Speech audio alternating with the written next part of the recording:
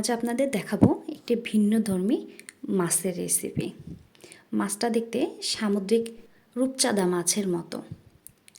এই মাছটাকে আপনারা কে কী নামে চেনেন কমেন্ট বক্সে এসে জানাবেন। আমরা মাছগুলো ভালোভাবে ধুয়ে নিয়েছি। একটা প্যানে তেল দিয়ে সেখানে পেঁয়াজ কাঁচামরিচ একটু ভাজা ভাজা করে নিচ্ছি। পেঁয়াজ কাঁচামরিচটা ভাজা ভাজা হয়ে গেলে এখানে 1 চামচ আদা রসুন বাটা দিয়ে দিব 1 চামচ মরিচের গুঁড়া, 1 চামচ জিরার গুঁড়া, 1 চামচ ধনিয়া গুঁড়া, 1 চামচ দিয়ে দিব হলুদের গুঁড়া, স্বাদ মতো লবণ দিয়ে একটু পানি দিয়ে কষিয়ে নেব। এর ভেতরে দিয়ে দিব টমেটো দিয়ে ভালোভাবে কষানো হয়ে গেলে আমরা মাছগুলো দিয়ে দিব। এখানে একটা মাছ 2 টুকরো করে নেওয়া হয়েছে। মাছগুলো দিয়ে আমরা একটু ভালোভাবে নাড়াচাড়া করে এটা ঢাকা দিয়ে দিব। ফিরে আসব 5 মিনিট পরে।